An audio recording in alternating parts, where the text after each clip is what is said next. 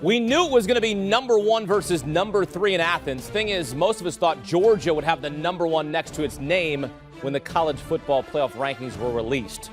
Turns out that number 1 ranking will be back. Tennessee, number 1 in the college football playoff rankings. Georgia, number 1 in the AP poll. First ever meeting between the number 1 in the AP and number 1 in the playoff rankings. Opening drive, Dajon Edwards fumbles the football, and Tennessee recovers. Off to a great start. They'd kick a field goal on the ensuing drive. Next, Georgia drive. Play action. Stetson Bennett to Arian Smith. Go get it. 52-yard gainer. Dogs in Vols territory. Longest reception by a Georgia receiver this season. 4 plays later, 3rd and 10. We're converting. We're scoring. Bennett, the kid nicknamed the mailman, delivers. 6th rushing touchdown of the season. Hits the pylon. They reviewed it. It's a touchdown. Georgia up 7-3. Call me celebration. Tennessee fans apparently leaked his number and were calling him throughout the night. Well, Stetson Bennett calling the number of his guys early and often.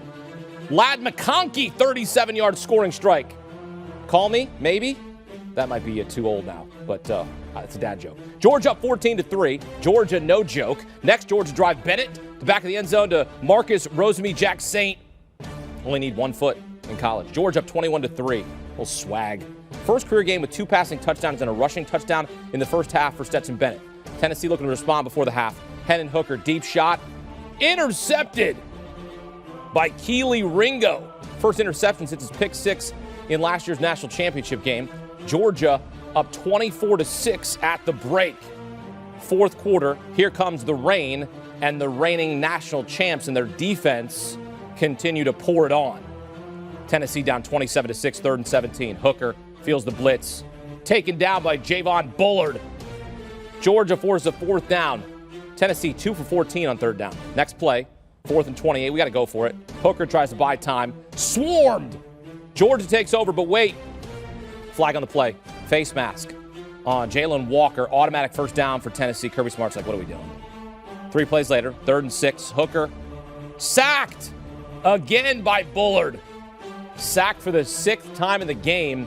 Tennessee hadn't allowed more than 3 sacks in a game all season. Next play, Hooker, not even close, incomplete. Georgia takes over as loud chants of overrated could be heard on the broadcast by the home crowd.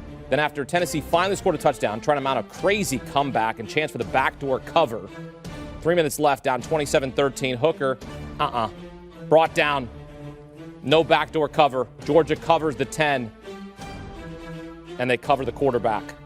Boom. 27-13. Look at Kirby. He's having fun. 9-0 in back-to-back seasons for the first time in school history as they earn their 6th straight win against Tennessee, dating back to 2017. Kirby Smart and company making a statement. The Dogs head coach postgame with our Jenny Dell. Coach, you had the number 1 team in the country come in here. How were you able to just send them packing their bags the way that you just did? A bunch of kids that love this place. We took 0 out of the portal. They all love it here. They compete their ass off, and these fans are elite. I'm so proud for this university and these kids. They practiced their butt off for 2 weeks. Stetson had an incredible game. Your defense holding that number 1 offense to terms. You're out. Nolan Smith is gone. Beal gets hurt. What can you say about the way that this team performed? They played together. They stuck to the plan. And when you stick to the plan, you got a hell of a chance. Nowhere to run, nowhere to hide. That was our theme. We told them we wanted to play them right here in our box. You hunted them, Coach. Congratulations. Thank you. Go Dogs. How about Kirby Smart there? We took 0 out of the portal. Little shot, huh? Little shot across the college football landscape. We develop our own guys. Take that. And then we beat the highest scoring team in FBS, known as Tennessee.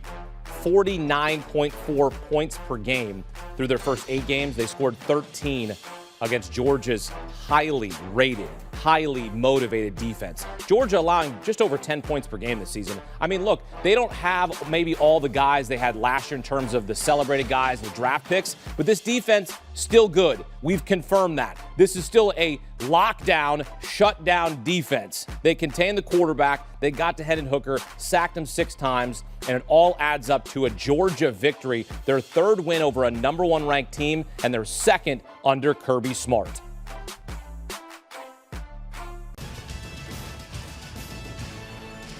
This SEC on CBS postgame report is presented by Belfour, restoring more than property. We knew it was going to be 1 versus 3 in Athens. Thing is, most of us thought Georgia would have the number 1 next to its name when the college football playoff rankings were released. Turns out that number 1 ranking will be back after what the Dogs did to Tennessee on this day in Athens, Georgia. 27-13, Stetson Bennett, the mailman, delivering 2 passing touchdowns and a rushing touchdown.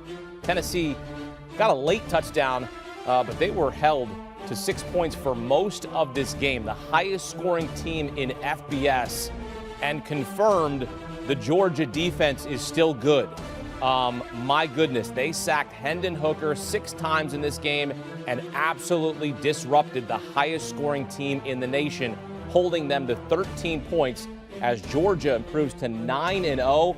They've won each of the last 6 meetings and now 11 of the last 13 meetings in the series with the Vols.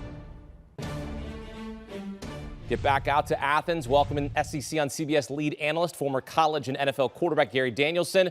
Georgia's defense smothers Tennessee. Gary, I'm surprised it wasn't closer. What's your reaction to what you just watched?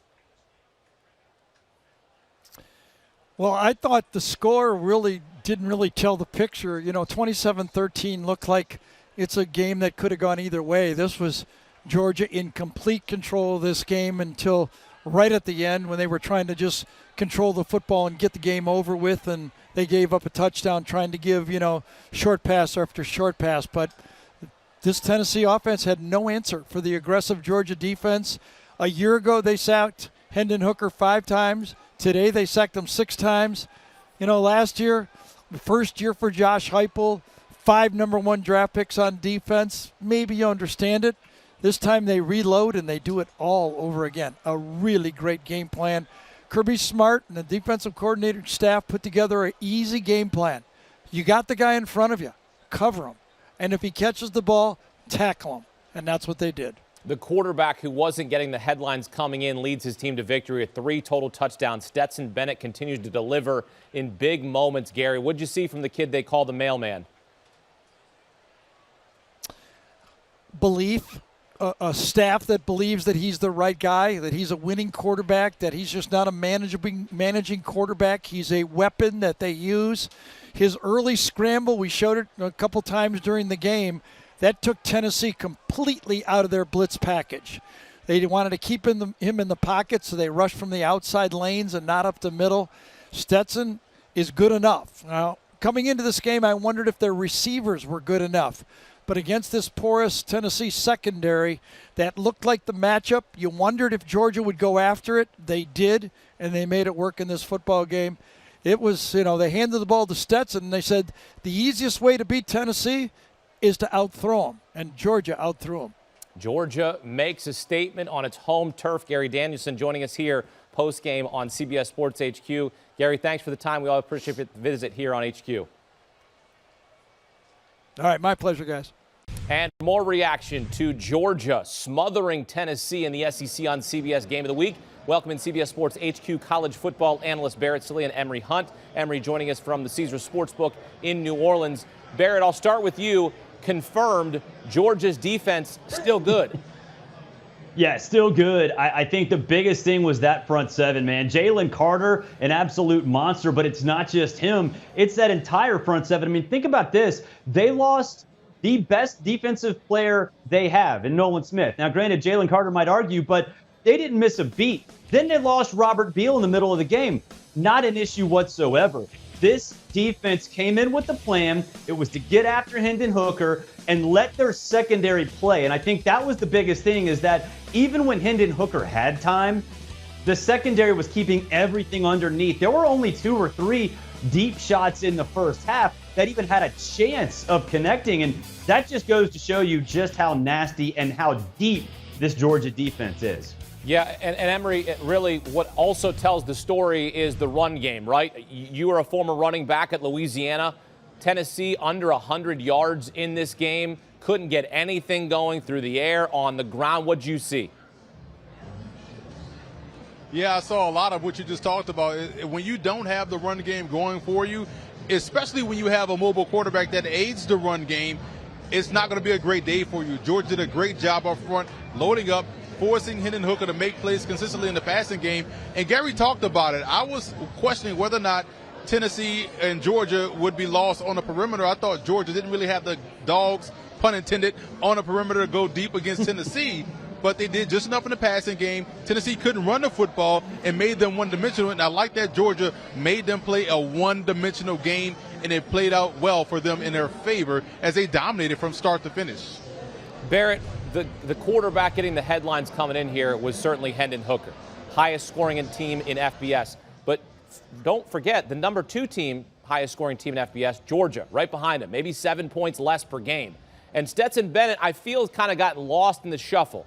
He helped them win a national championship last season. He has now helped them beat Tennessee, which, of course, you remember early in the season beat Alabama. And Stetson, look, he's gotten headlines when he's deserved them, but this game, 2 passing touchdowns, a rushing touchdown, really putting the offense on his back.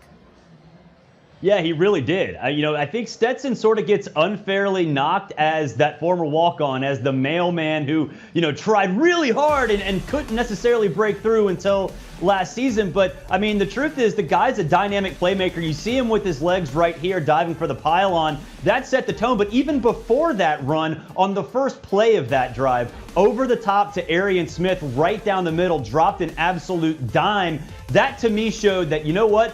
This guy's got the keys. They're not worried about Kenny McIntosh or any of their other running backs. They're letting Stetson cook. And I think in a game like this, when you know that you might have to score 40, you're putting a lot on your quarterback. But Todd Monken didn't shy away from it, and Stetson Bennett thrived, because that first half, we can sit here and talk about how great Georgia's defense is, and it certainly was against Tennessee and really has been over the last couple of years. But Stetson Bennett, in terms of the Heisman Trophy, maybe we should start talking about it, because Hendon Hooker in a big game obviously had his issues. C.J. Stroud in the 50-mile-an-hour wind in the rain today in Northwestern didn't exactly play well either.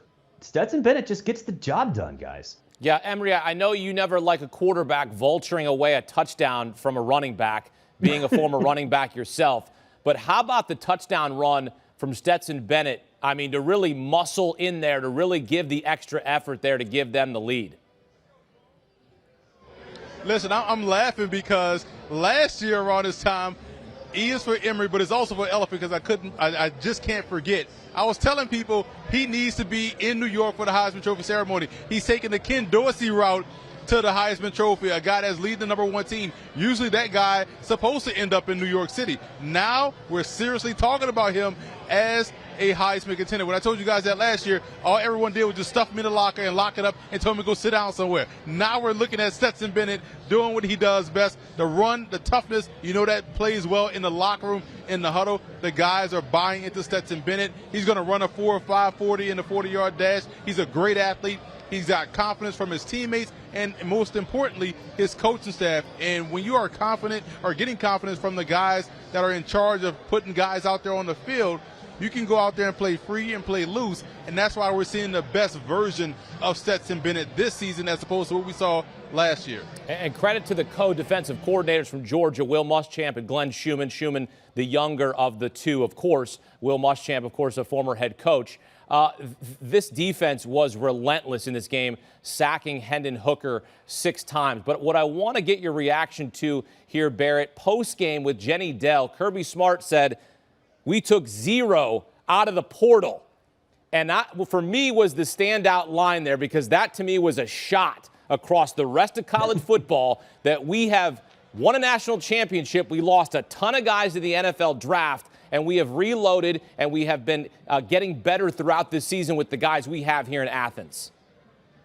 Yeah, he takes pride in that. He takes pride that they didn't get anybody out of the portal because they didn't need to. And, yeah, maybe it's a little shot at the rest of the college football world, specifically his former boss, Nick Saban, who stole one of his receivers, Jermaine Burton, and that's not working out so well. But, yeah, I think Kirby wants to sell this program as a developmental program that can do it from the ground up, and he's done that. The recruiting classes speak for themselves, obviously, but I think he's trying to make this team what Alabama was 3-4 years ago, when players would sit behind, as second teamers for 1, 2, maybe even 3 years, and then thrive when they get their opportunity, move on and make a bunch of money in the NFL. That's what Kirby wants to sell. That's what he's trying to create, and he's done that through recruiting in the high school ranks. Now, will he avoid the transfer portal altogether? No, of course he's going to go after some guys. But I think he wants to turn this into what Alabama is right now, a program that develops high school players, keeps them, but also supplements here and there with guys that he needs in positions that are available. Do you want a sports network that delivers everything that matters about the game? The highlights, the picks, the instant analysis, no yelling, no fake debates, no politics. Hit the subscribe button and never miss a moment.